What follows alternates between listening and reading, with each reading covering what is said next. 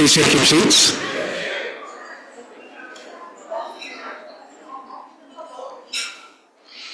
So welcome. My name is Dave Witt. I'm Chair of the Board of Directors, and it's my pleasure to welcome you to the 78th Sascu Annual General Meeting. I'd like to begin by acknowledging that I'm speaking to you today from the unceded traditional territory of the Secwepemc peoples. Sascu is committed to improving our relationships and understanding of local Indigenous peoples and their cultures. Kenthan, a member of the Secwepemc First Nations, an extraordinary teacher and storyteller who has assisted us in our journey, is here today to open our annual general meeting. We are honored to have him join us. Welcome, Kenthan.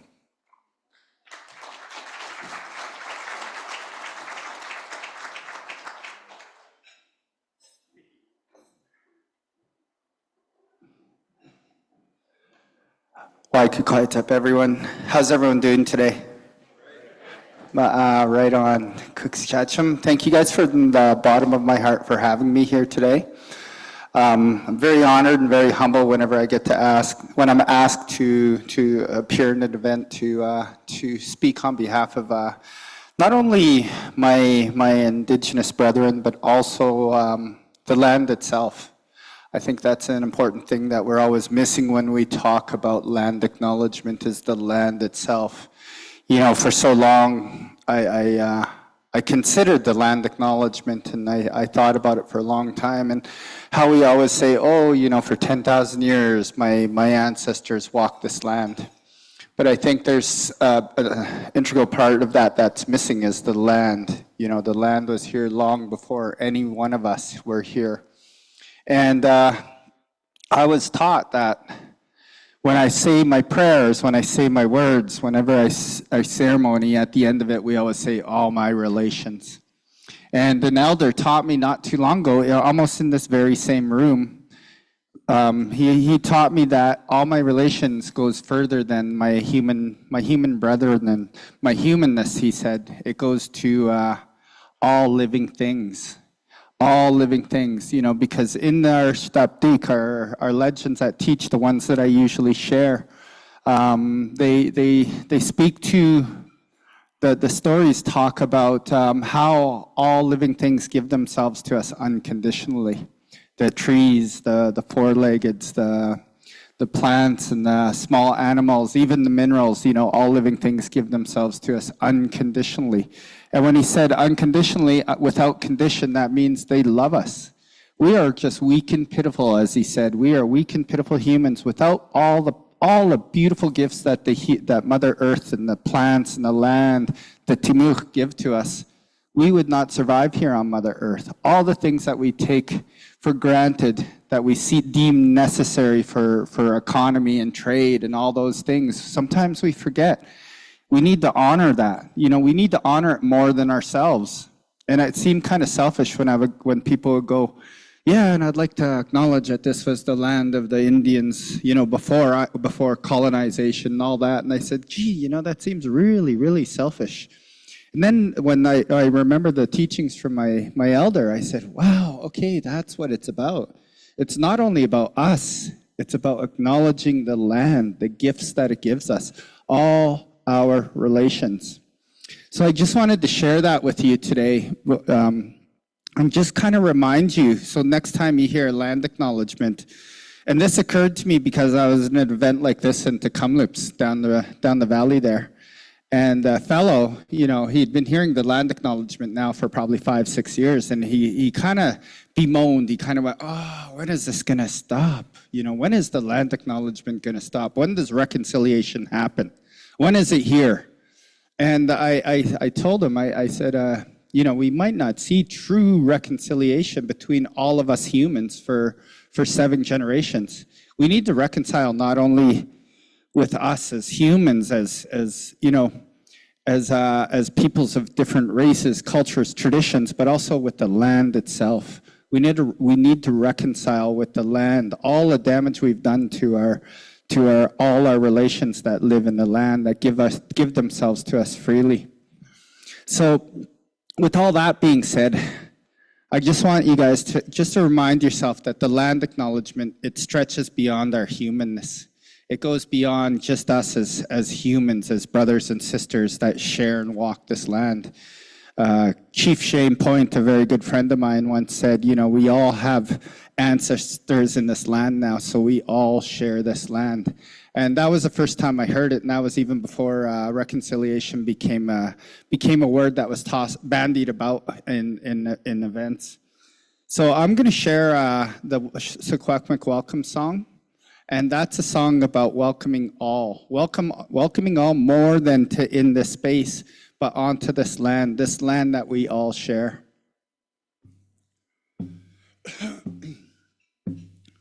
Oh. Oh, oh, oh, oh, oh, oh, oh,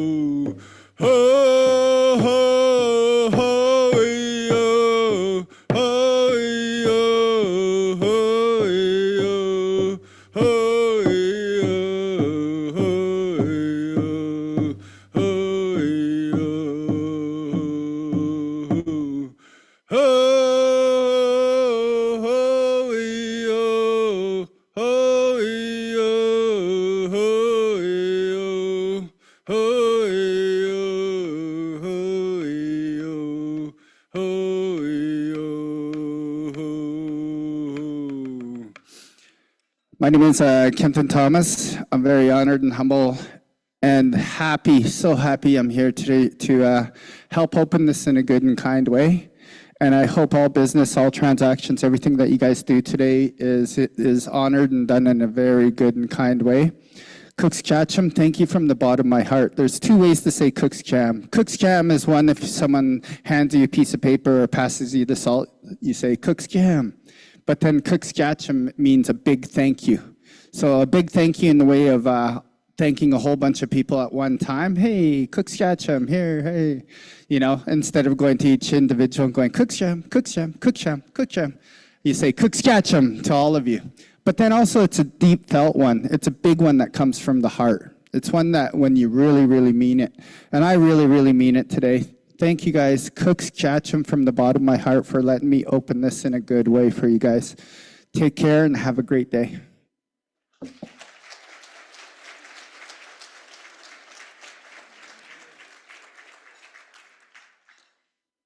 Cook's Catchem.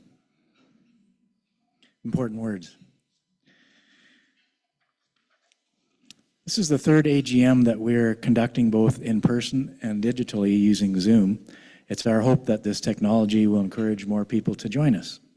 Welcome to our membership and to our guests. If you're attending remotely, I wanted to take a moment to mention you'll be voting through Zoom polling, and questions can be submitted through the question and answer function by raising your hand. Actually, just through the question and answer function. For those attending in person, just a couple of housekeeping items. Washrooms are down the hall to your left as you exit the room. And please hold any questions you may have throughout the meeting for the question and answer period at the end. Once again, welcome to our membership and to our guests. I'd like to acknowledge some special guests. Kyla McGee, partner with MNP. Jay Chapman, engagement manager with MNP. I believe he's joining us virtually. And our president and CEO, Barry Delaney, as well as our current board members, which I think you'll see on the slides. So there's myself, Constance Liddell, Don Dunlop, Curtis Slingerland, Joan Ragsdale, John Slosher, June Stewart, Ken Rogers, and Tanja Carlson. Please stand for a moment so we can be recognized for all the hard work and hours you put in representing our membership.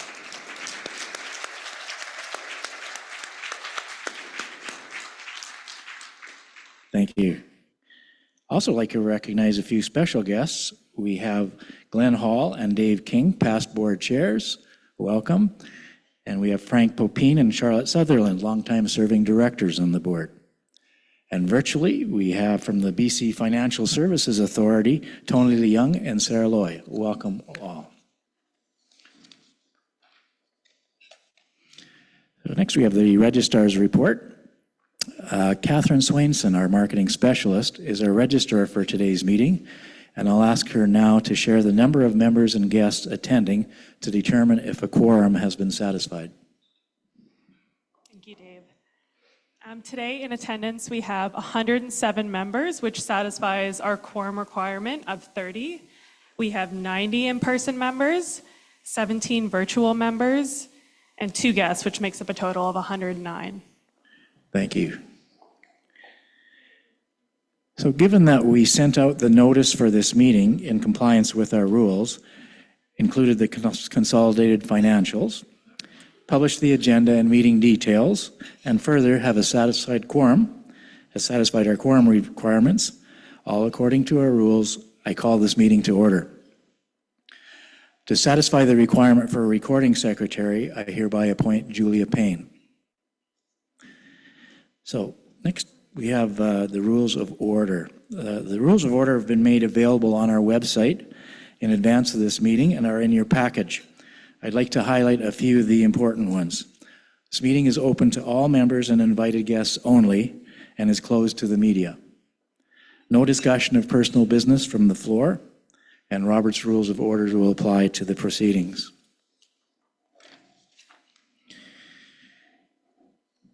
So first, motion. May I have a mover and a seconder to the motion on the screen?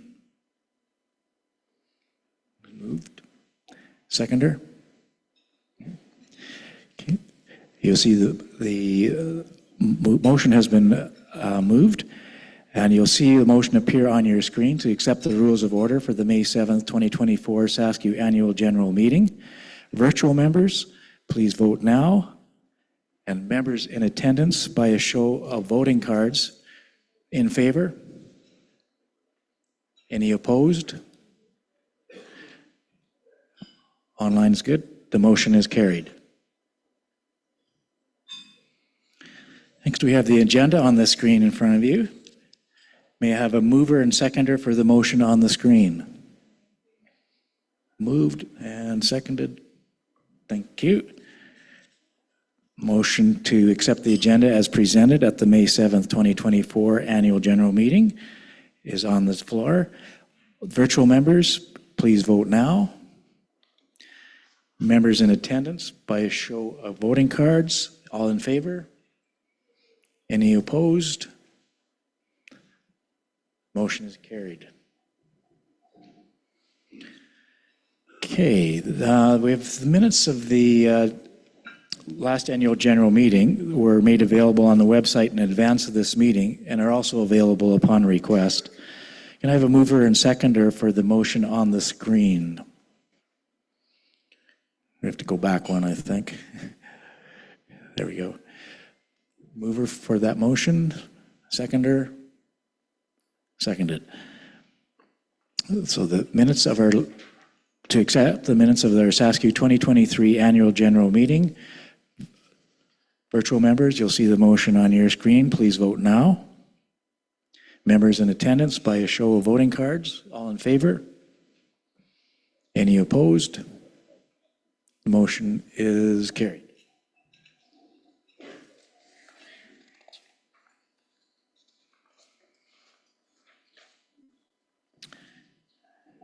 And having reviewed those minutes, I can confirm that there is no business arising. So it's time for the director's report, and I have the pleasure to deliver it on behalf of the board. As I mentioned in our recent annual report, Sascu's ability to maintain profitability in a highly competitive financial landscape not only bolsters member confidence, but also allows us to continue to have a positive impact in the community. We are especially proud of our partnership with the Shuswap Community Foundation, in which we initiated an emergency response fund that has raised over $800,000 to assist the victims of wildfire. Our current community giving plan targets youth, community gathering, and community prosperity. And the board is proud to report that a total of $235,000 was distributed in support of these initiatives. I'd also like to add a personal anecdote that further supports why I'm proud to be a Sascu member. Just last week, I had a conversation with a young man. I didn't get permission to share this story, so I won't say his name, who's asking me about my role on the Sascu board. He told me of a story of moving to Salmon Arm with his partner and wanting to purchase a condo. They went to several banks and were denied because, as many young people, they didn't have the traditional type of career where you get a salary and a regular paycheck. Someone suggested Sascu, and they are told at Sascu, we can make this work, and Sascu came through. The mortgage happened 3 years ago, and I'm quite certain we have 2 Sascu members for life. We've heard so many stories, similar stories, in my 7 years as a director, and going to various meetings and hearing from other directors very similar stories, and proud to be part of the cooperative credit union movement, and very proud in the dedicated and personalized service provided by Sascu staff and the strength of our leadership. So now we have the report of management. Speaking of leadership, it's my pleasure to introduce our President and CEO, Barry Delaney, and he will deliver the report of management.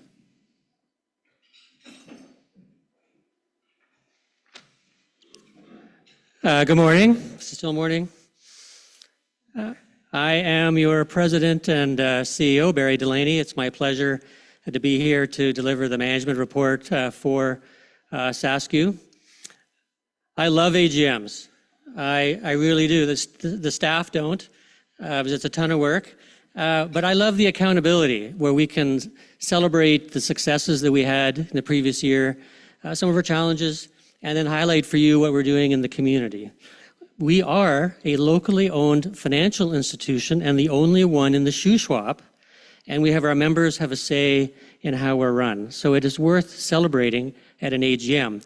For me, the best part of an AGM are the questions at the end. I know for others that's not so much a joy, but I do love it because it's the accountability of us stewarding the resources that you put us in charge of. We every year we're hosting a woman leader from Africa or sometimes the Philippines, and they come to our credit union for a week. I don't have a slide on it, but we are hosting one of these women last year. The next one is coming from Malawi, one of the poorest countries in Africa. And so I was asking this young woman who's the manager of our one branch credit union with 3,000 members, what's your AGM like? And she said, well, because we are the only choice to access credit, because we're the only place that the members in our closed bond farming credit union can access loans for fertilizer and for repairs.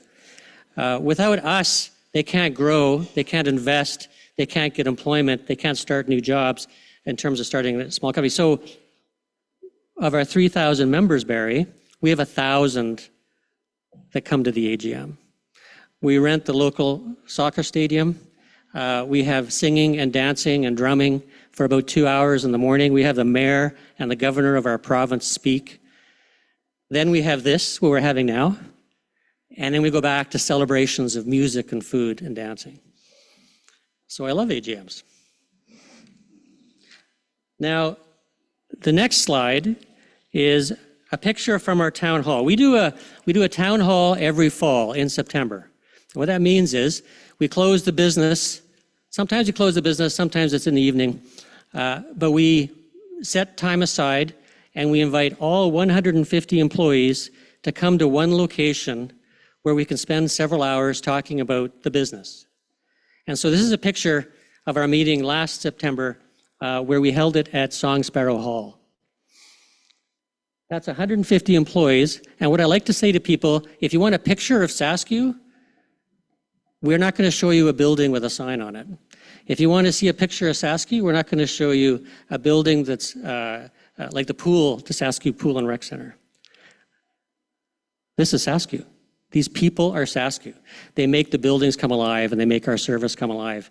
I love that picture, and we're starting to take one now every year to celebrate staff and success. So some of the highlights we had, starting with the community last year, was Uptown Branch. Amazingly, it's 10 years old. Right? Hello?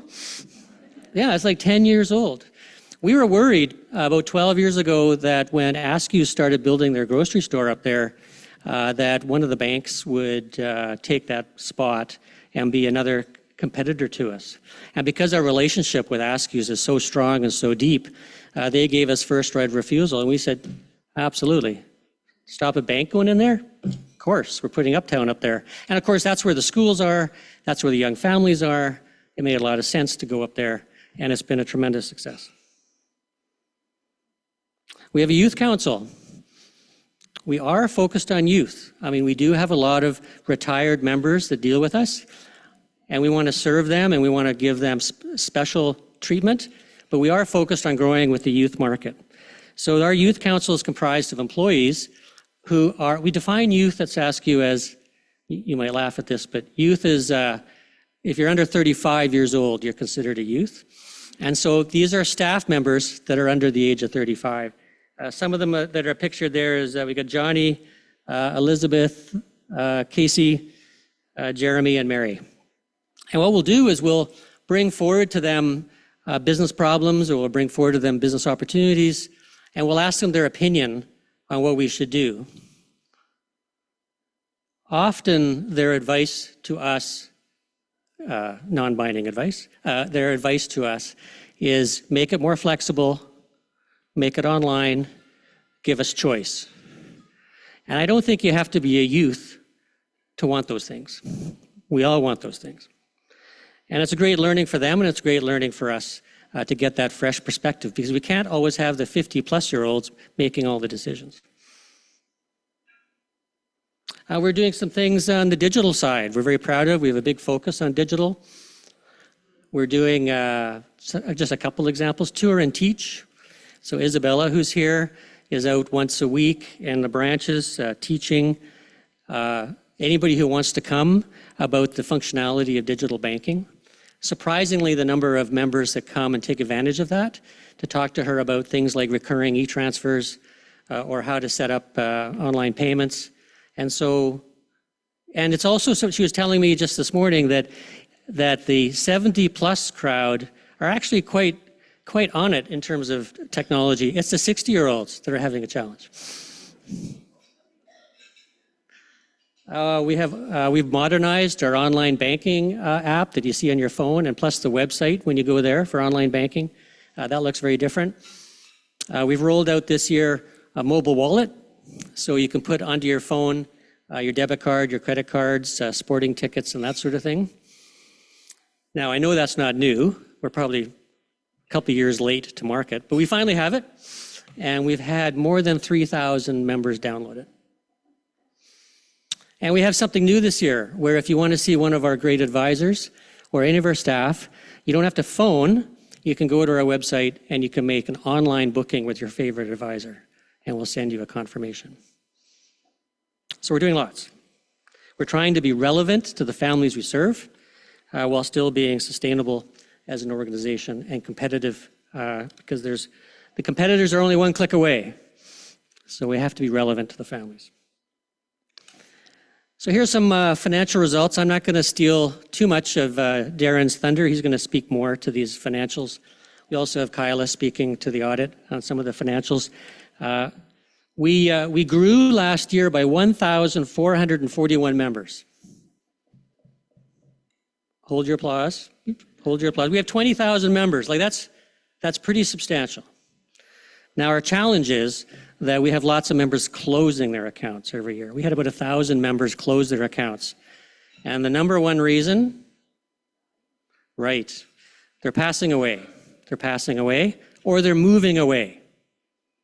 So we can't help with number one, but on number two, we can tell them that because of our digital offerings, you don't need to close your accounts. You can move to Kamloops or Kelowna. Like a lot of young people move there to go to school, and they have this old-fashioned idea you have to close your accounts, and yet they haven't been in our branch for 10 years. So we're doing that education. Our capital levels, which is very important, 71 million. We have a minimum requirement from the regulator, hello BCFSA online, of 8%, and you can see we're at double that. Our loan growth was 36 million, and our deposit growth was quite weak. In fact, the market this year is the other way. We're finding the loan growth is quite weak and that the deposit growth is strong. With interest rates, housing prices coming down a bit, people concerned about their economic future, the loan growth has slowed down on the retail side, on the residential side, not on the commercial side. We're very proud of the fact that we made money. We have to make money. We're not a nonprofit. We have to invest in the business. We have to invest in technology. We have to invest in people so that we can stay relevant. And we have to put money aside. That's capital. That's like a rainy day fund. We have to put money aside because we're a financial institution. And we have to make money so we can give it away too through our board for philanthropic purposes as well. Our 2 insurance offices generated a profit of $141,000. We're very proud of that. That's a tough business to make money in. We're committed to insurance, car insurance, house insurance, commercial insurance, because it's a product that's required by law. It's complicated, and we want to give trusted financial advice. A lot of credit unions have sold off their insurance subsidiaries, but yet at Sascu, not only do we believe in it, 5 years ago we purchased another location in Enderby so we could grow it. And then our wealth management team made an incredible $790,000 in profit, providing trusted financial advice to our membership in the complicated world of investments and retirement. So we have a strategic plan. Our strategic plan expires at the end of this year, 2024. Our board's been busy for the last 8 months or so working on a new strategic plan to take over from when this one comes to an end. The 3 areas of strategic focus continues to be member success, digital development, and a focus on our communities. Under each area of strategic focus, we have 2 strategies. So under member success, we have an advice strategy. That's investing in our people to give confident and competent advice, and then growth of our membership. All sorts of initiatives to grow our membership. Digital, we break that down into 2 strategies. We have a member digital experience, and then the examples I gave you were under the member digital experience and then the employee digital experience. And then our communities, building healthy communities and people and culture. It's under the people and culture one that we're doing things like diversity, equity, and inclusion, and other initiatives to educate our staff and be more inclusive in our language. It has been a journey, but a one worth going on. And then finally, looking at the big picture. In the credit union system, there's been lots of mergers going on. We call that consolidation. So there's today 30 credit unions in British Columbia. 10 years ago, there were 60 credit unions in BC. So it's been quite significant. And there's been a number of mergers announced, and more are planned for 2024. We do not want to merge at Sascu. We do not have an interest in merging. Our board has talked about this many times. As long as we can be independent and still be relevant to the families we serve, still be able to ensure that we're sustainable for the long road, and be able to ensure we're competitive, why would we merge? Having said that, if there's an opportunity to strengthen one of our core competencies, or if there's an opportunity to serve our members in a meaningful way, the board will give it consideration, but we're not out looking for merging. But consolidation is happening around us. We're seeing shifting consumer needs. We're seeing more online, of course. The in-person or remote digital advice is becoming increasingly important, and we're adapting to that. And also with the gig economy, where, as Dave said, families don't have a paycheck every 2 weeks. they're getting more and more, having multiple jobs, multiple paychecks, and making things happen like that. We have to adapt to that as well in terms of lending practices and our own, the own product offerings. To my friends at BCFSA, wherever the camera is, increasing cost of regulation. We've talked about that many times. It is a burden. It is a burden, and it's important because we want our membership and the general public to understand that when they put their money, their savings in our accounts, that your money is safe. And so that's what the regulator does. They make sure that the money is safe, that whenever you need that investment or that term back, you'll have it back. And the pace of change, it just gets faster and faster and faster. If we think it's fast today, a year from now, I'll be talking about the heightened pace of change. So we're looking forward to our new strategic plan that we hope to have sort of finalized by this summer. Sascu had a great year. Thank you very much.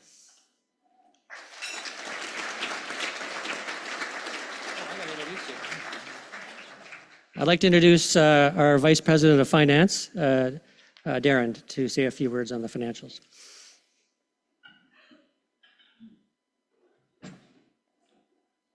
Hello and good afternoon, and welcome everybody. It's great to see so many people here today. So I was introduced, Darren Bryce, Vice President of Finance. I'm excited to present our financials this year.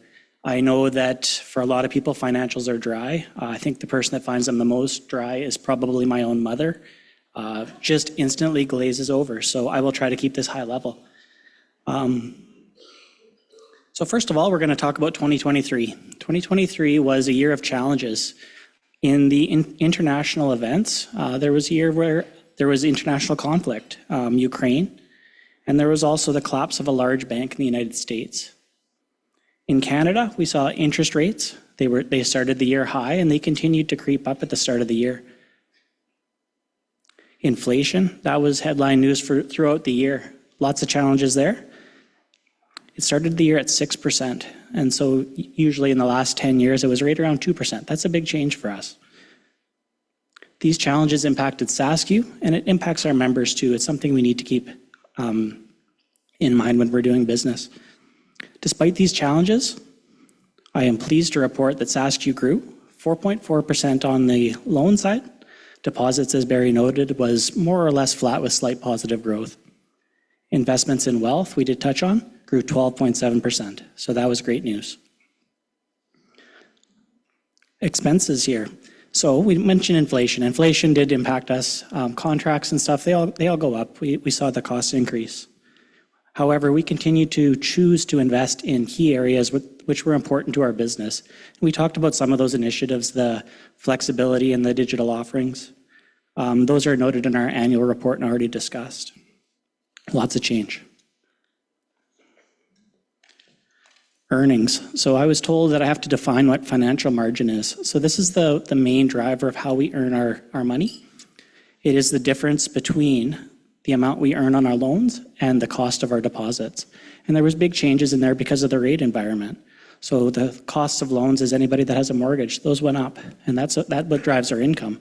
But more significantly, we saw the cost of our deposit increase even faster. So that actually decreases our income, and we saw that definitely happen in 2023. Capital. So Barry did touch on what capital is, but I was asked right before this meeting, what is capital? So capital for a credit union is what we use to absorb losses, to have financial stability, and it's a regulatory requirement. So for us, 90% or more of our capital is made up of retained earnings, which is all of the earnings we've ever made as a credit union, going back to, I believe it was 78 years. So on the capital side, we did see capital grow. We made money last year, which was great to see, and we saw our capital grow by about $3 million. So that's a good sign. As we said, we did need to earn money. However, we also saw loan growth, and so what that is it's in the line in that graph. And loans grew a little bit faster, so we saw our regulatory capital ratio, one of our key ratios, decline slightly. However, that was intentional and not a cause for concern. Overall, it was quite a strong year in many ways, despite the challenges. I'm pleased to present that. Thank you.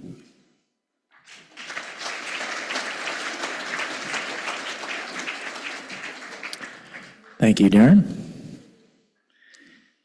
And to make sure we are doing our accounting correctly, and to deliver our auditor's report, I'd like to introduce Kyla McGee, partner with MNP, our external audit firm, and she was the lead partner in the audit. Welcome, Kyla.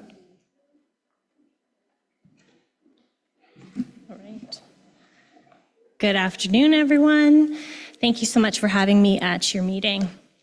As mentioned, my name is Kyla McGee, and today I have with me Jay Chapman as well, who's our engagement manager. It has been our pleasure to have the opportunity to serve the membership of Sascu as your auditor for the year ended December 31st, 2023. We appreciate your credit union's commitment to the community and the Shuswap. MNP is a local firm with the same commitment to other communities in which we live and work. Our locally based team of professionals was delighted to be able to serve the membership as your auditor for the first time this year. And as we come to a close of our work, we really appreciate and want to publicly thank the management, staff, as well as the board of directors of your credit union for all of the work that they put into ensuring that the audit was a success. Sorry, if we can go back one slide. One more. Yeah, perfect. Thank you. So as your auditor, it is very important that we be independent of the credit union. This allows us to conduct tests, ask lots of questions, and look at the information necessary in order to arrive at an opinion on the financial statements, as well as the related disclosures. I'm pleased to say that we are in a position today to confirm with a high level of confidence that the financial statements present fairly the operations and financial position as at December 31st. Or, as the next slide says, formally, in our opinion, the accompanying consolidated financial statements present fairly in all material respects the consolidated financial position of the credit union as at December 31st, 2023, and its consolidated financial performance and consolidated cash flows for the year then ended in accordance with international financial reporting standards. The full details of our audit are all available online, so if you are interested in reading 35 pages of accounting, it is there for you. If you are not, I think Darren went through the financial statements already, but I'm just going to go through at a very high level. On screen is the consolidated statement of financial position, also known as a balance sheet. This shows the assets and liabilities of the credit union as at December 31st. So total assets grew by about 10 million as a result of the 36 million increase in loans to members that was previously mentioned. As a result, the overall members' equity or net worth of the credit union grew by about 5 million. On the next slide, we'll look at the statement of income. This shows your revenue and expenses for the year. So as Darren was mentioning, financial margin, so we see interest revenue grew, as did interest expense. Therefore, the financial margin for 2023 came in at 19.7 million. We saw increases in other income as well as in operating expenses. And after taxes, the net income of your credit union was 3.5 million. The next slide shows the statement of comprehensive income, which considers the unrealized gains on certain investments that you hold. And there was a gain in 2023, so the total comprehensive income for the year of 4.7 million. We look forward to continuing to work with your credit union and supporting it and serving the needs of the members and your community. Thank you very much for having me.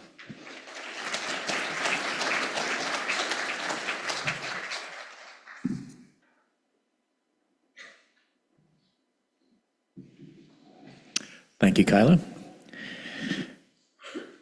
So we have on the screen shortly here a motion, and I would look for a mover of the motion and a seconder. So moved. So we have the motion to approve the auditor's report for December 31st, 2023, presented at May 7th, 2024 Sascu AGM has been moved and seconded. Online attendees, please cast your vote now. And those in attendance, all in favor, show with the raise of their voting card. Any opposed? And it is carried.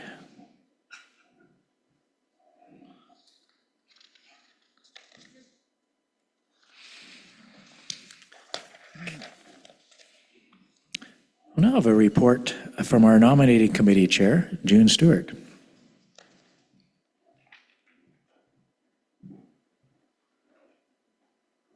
Thank you. I've had the privilege of being the chair of the nominating committee last year, and I also want to thank my fellow committee members, Tanja Carlson, Curtis Slingerland, and Ken Rogers for the work they did. So our committee began work last fall when the governance committee provided the desired skills and competencies needed going forward to have a good board, a well-rounded board.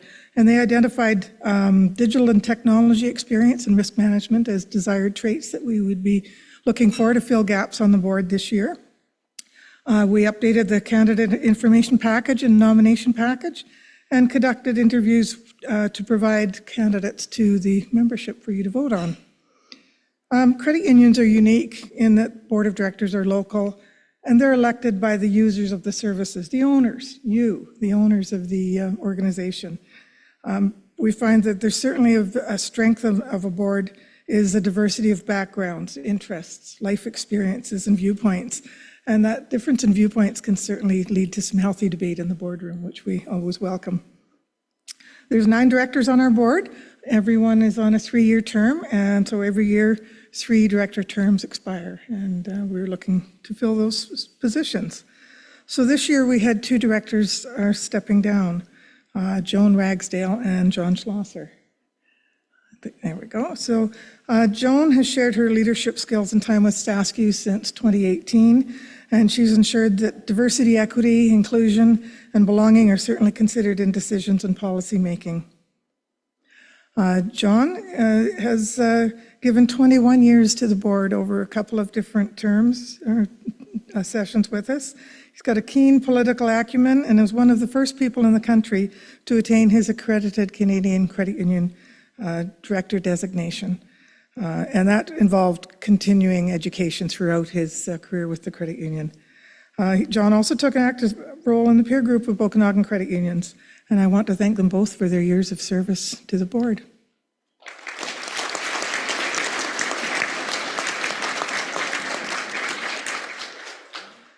So elections were held in early April, both in branch and electronically online.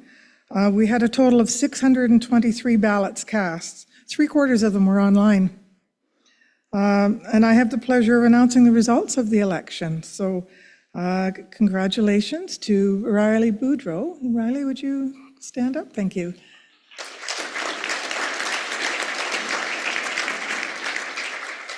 So as you can see from the slide on the screen, Riley describes himself as a serial entrepreneur and philanthropist, and we look forward to having you join our board. Congratulations also to Stephen DeBoer. There he is over there. So Stephen brings a strong background of accounting and very strong in community connections, so we look forward to your expertise at the boardroom too. And our third successful candidate is Dawn Dunlop, our incumbent director.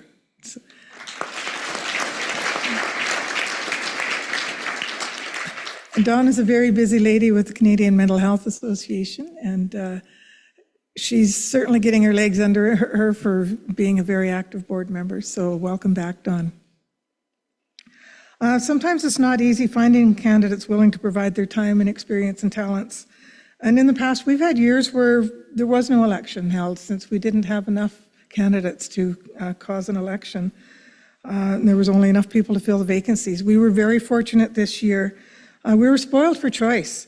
There was a very strong slate of candidates, and it's unfortunate that not everyone can join us. And I want to thank all the candidates, including Darlene McBain and Carolyn Grover, for considering joining the board.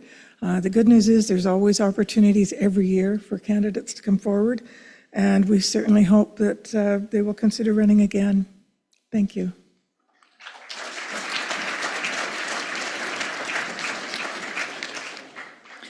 Thank you. I'd also like to thank June and her nominations committee for their hard work in putting together such a highly qualified group of candidates. As per bylaws, you'll see a motion on the screen in front of you. I'm looking for a mover and seconder. Moved and seconded that ballots, tallies, reports, and other material related to the election of directors be destroyed after 30 days. Virtual members, you'll see the motion on your screen. Please vote now. And those in person, all in favor of the motion? Opposed? The motion is carried.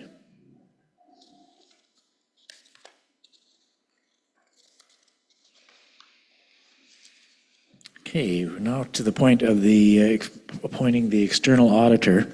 Every 5 years, we conducted an extensive review process for our external auditor requirements. The last review was started in 2022, and MNP was appointed for their first year with Sascu for 2023. The board is recommending to our membership to appoint MNP as our auditors for 2024 and have the remuneration set by the board. I'm looking for a mover for that motion. Moved and seconded. Online members, the motion is on your screen. Please vote now. Those in the room, all in favor? Opposed? Motion is carried. Okay. So we're now at the point of the meeting where we ask our members if there's any comments or questions from the floor. For those online, as I mentioned before, please type your questions into the questions and answers, and we will have your question read out by Isabella. We had a couple questions that have already been sent in, and I'll start with those. Isabel's going to read the first one. Yeah, so we actually had 4 questions come in. The first one reads, I read in Barry's newsletter last month that the board is building their next 4-year strategic plan. I would like to know how the community can provide input into that going forward. And I can certainly respond to that one. The marketing department of Sascu did hold some focus groups as part of a future purposing exercise, and both staff and board keep their ears open to community viewpoints. But as a board of directors, we have the responsibility of representing the views of the community through our diverse experience and skill sets. And we take that responsibility seriously when building a strategic plan. Having said that, the strategic plan is not inflexible. The board reviews it annually, and we welcome your feedback and input. So feel free to reach out to us in person or email at info@sascu.com if you have some thoughts about the strategic plan when it is released. And you will hear more about that in the very near future.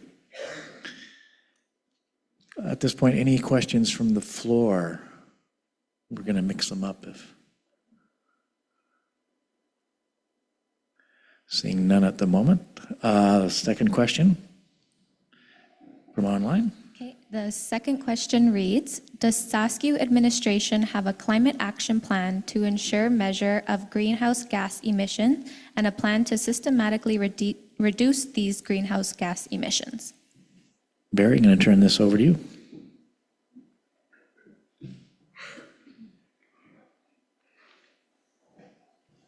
That's a great question. We are early in our journey. We did begin our journey towards environmental stewardship last year. It began by measuring. So we measured our greenhouse gas emissions and did some analysis as to where are we impacting the environment.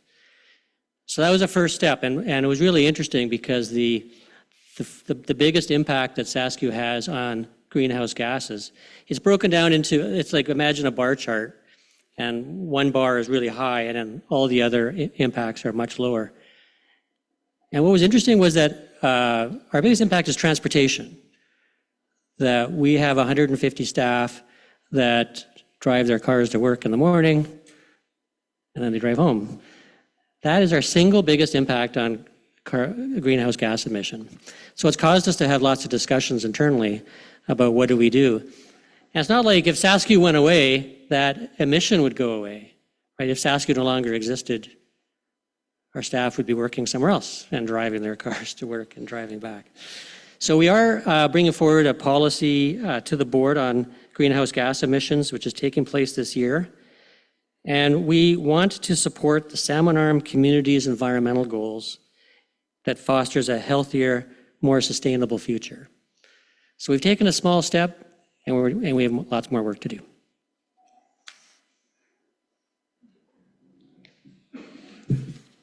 Thank you, Barry. Isabella, another question from online.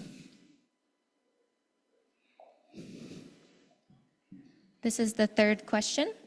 Does Sascu hold investments in or loans to oil and gas industries which directly industries which directly support those sectors?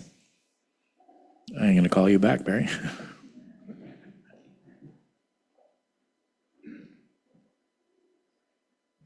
Another great question. So the answer is yes and no. No, we don't have any investments or loans to oil companies or anything like that. But we do have investments in multiple gas stations, which would qualify, that would be the yes. We have loans out to about 8 gas stations, and that total about $10 million. And that's less than 2% of our lending portfolio. And we've had discussions about this very topic internally just recently, probably 3 months ago, that should we be exiting gas station lending?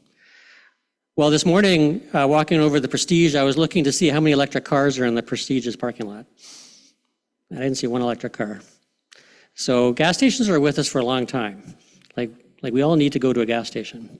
But we are having discussions about them in terms of climate, and we are being thoughtful around our lending portfolio.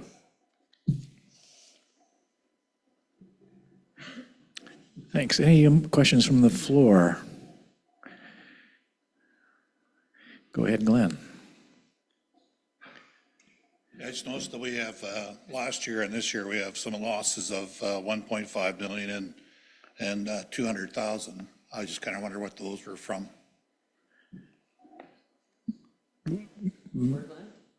Accumulated losses, comprehensive losses. Darren's going to take this one.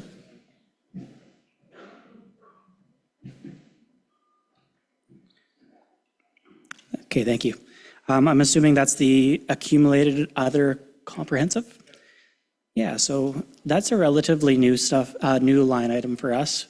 What that is we hold an investment portfolio that is required under regulation. It's called high quality liquid assets, and we hold them in a special trust. And those are accounted for in a different way, so that as the fair value of them changes because of interest rate changes, we have to reflect that in our statements.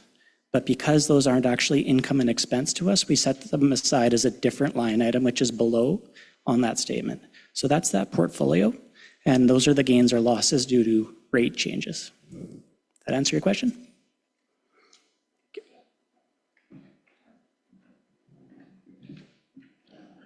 Okay, I know we have one more online question, and I'll give one more chance for on-the-floor questions. All right, so the final question is, what has Sascu done to support the most disadvantaged within its membership and or wider community? Barry?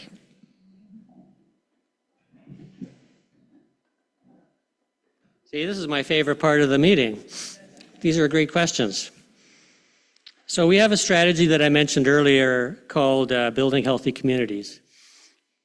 And under that strategy, I think Dave talked about it in his remarks, we gave out to the community $235,000, not a small amount of money.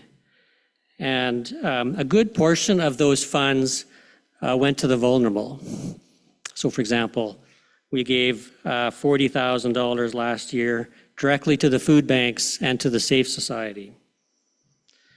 We've partnered with the Food Action Society, and we've done things like co-hosting the fundraiser called Coldest Night of the Year, which is a great walk, and other community initiatives. So there's that philanthropic side to the question, and the answer to that question.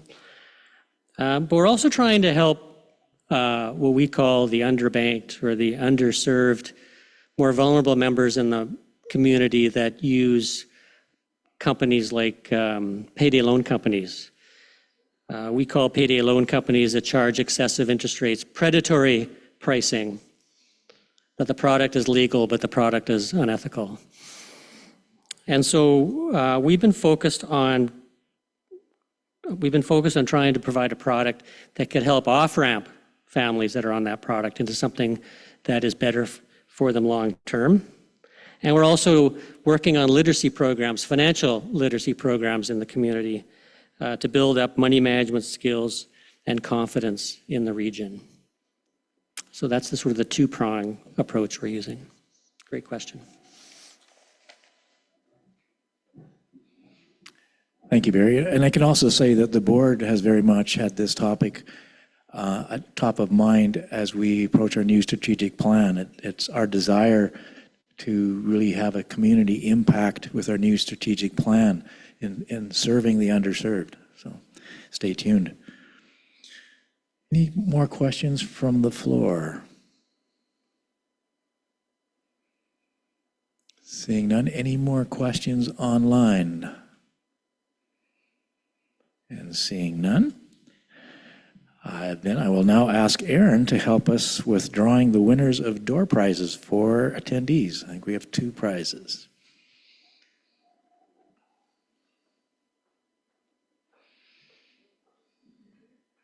Okay, so we have 2 camping sets to raffle off here. So if your name is called, I invite you to come up and collect your prize from Michaela.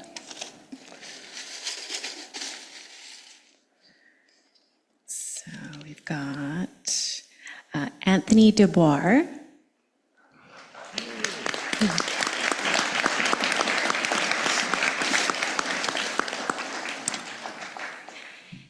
And I'm going to say Dawn Butterworth. Oh, congratulations. Perfect. And I'm sure everybody has been eyeing up these lovely centerpieces that we have that were delivered by Florabella today.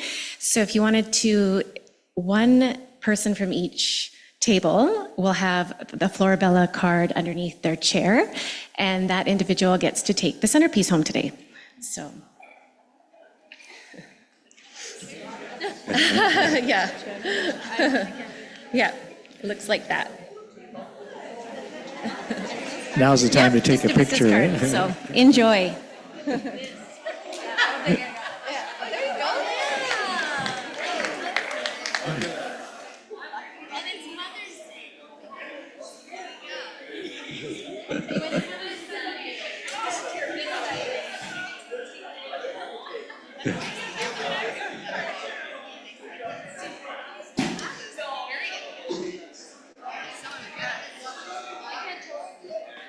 Okay, that would have been a good time to take a group picture.